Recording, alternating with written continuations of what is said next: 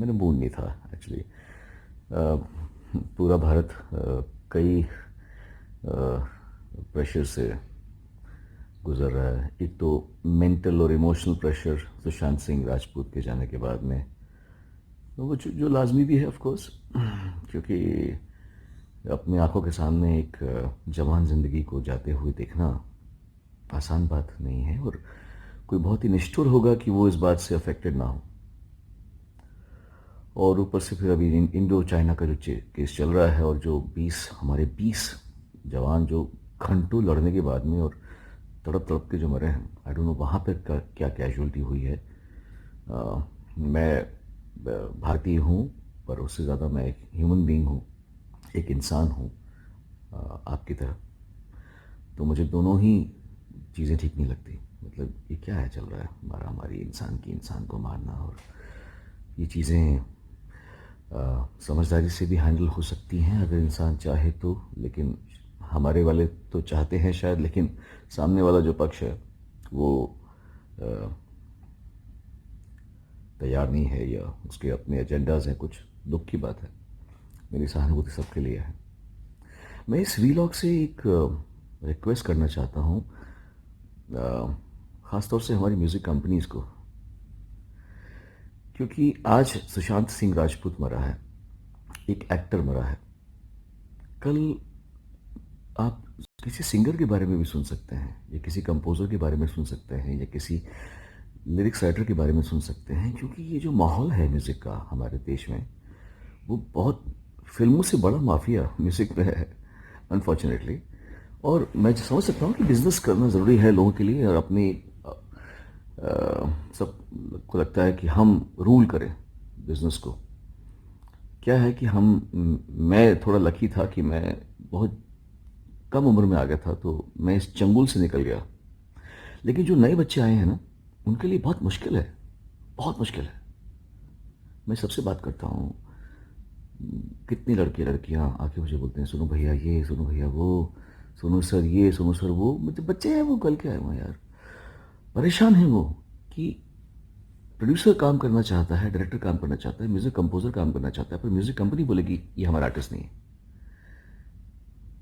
मैं समझ सकता हूँ कि आप लोग बहुत बड़े हैं, और आप लोग कंट्रोल करते हैं म्यूज़िक को, आप लोग कंट्रोल करते हैं कि रेडियो में क्या बजेगा, कंट्रोल करते हैं कि फिल्मों में। लेकिन ऐसा मत कीजिए, दुआ बद्दुआ बहुत बड़ी चीज़ होती है। ये ठीक नहीं है।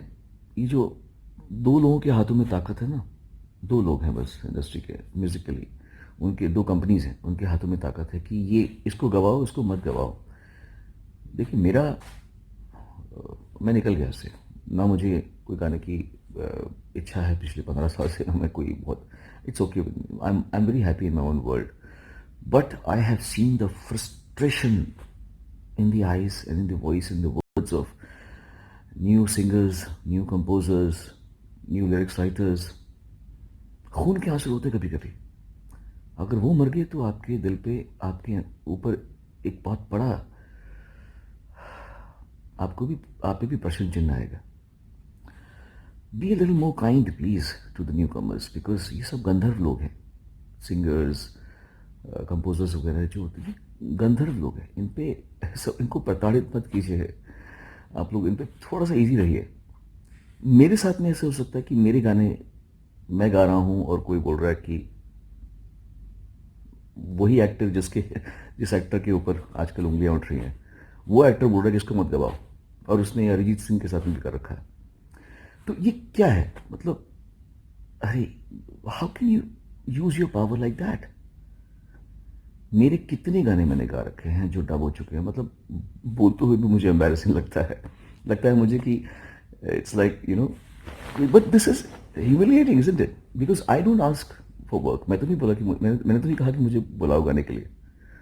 तो मुझे बुला के, मुझसे गाना गवा के, फिर मेरे गाना डब करना, दिस इज लाइक, मतलब या तो मैं बोलूँ कि प्लीज़ हेलो मुझे गाना गवाओ। मैंने कहा गाने के लिए, मैंने गाने के लिए नहीं कहा। आप मुझे बुलाते हो, मुझे गाना गवाते हो, फिर मेरा गाना डब कर देते हो। मतलब this is funny as hell, specially because I been working since 1991 in Bombay, and I've been working since 89 in the music industry. 89 से मैं रिकॉर्डिंग कर रहा हूँ। मेरे साथ में ऐसा कर सकते हो, तो छोटे बच्चों के साथ में क्या कर रहे हो यार आप लोग? थोड़ा सा इजी हो जाए यार। ऐसे एक ही गाने को नौ लोगों से गवाते हो एक ही गाने को। ये क्या चल रहा है?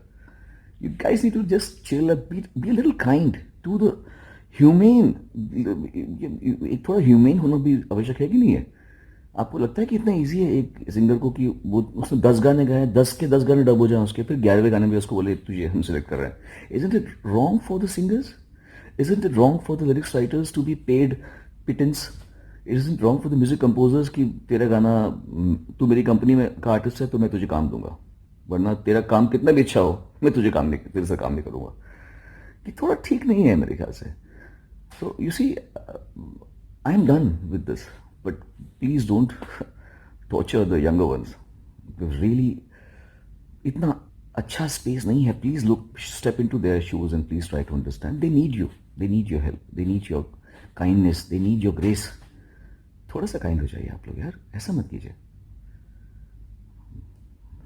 एनीवे चलो, आई होप कुछ लोग इस बात का बुरा ना माने कि सोनू निगम ने ऐसे बोल दिया और हमारे बारे में ऐसा बोल दिया।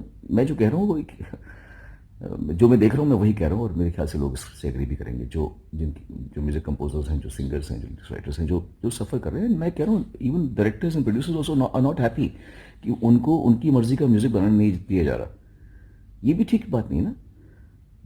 मुझे तो डायरेक्टर्स भी जब मिलते कहते सर हमको ये गाना चाहिए ही नहीं, पर म्यूजिक कंपनी बोलते कि ये गाना हमको दे रहा है। तो ये थोड़ा रॉन्ग है। क्रिएटिविटी दो लोगों के हाथ में नहीं होनी चाहिए।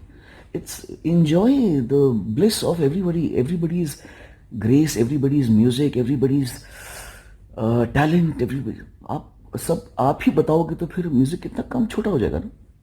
पहले म्यूजिक कैसे होता था? राज कपूर का अलग म्यूजिक होता था, है ना, और ओपिनियर का अलग म्यूजिक होता था, शंकर जयकिशन का म्यूजिक राज कपूर के लिए अलग और वसंत बहार के लिए अलग। तो मतलब कितना सबका अलग, इतना वेरिएशन था पहले। अभी म्यूजिक बड़ा संकुचित सा होता जा रहा है। तो और लोग सुसाइड ना कर लें, तो थोड़ा सा आप लोग काइंड हो जाइए। And God bless you all and live like a happy fraternity. Thank you, God bless everyone, bye.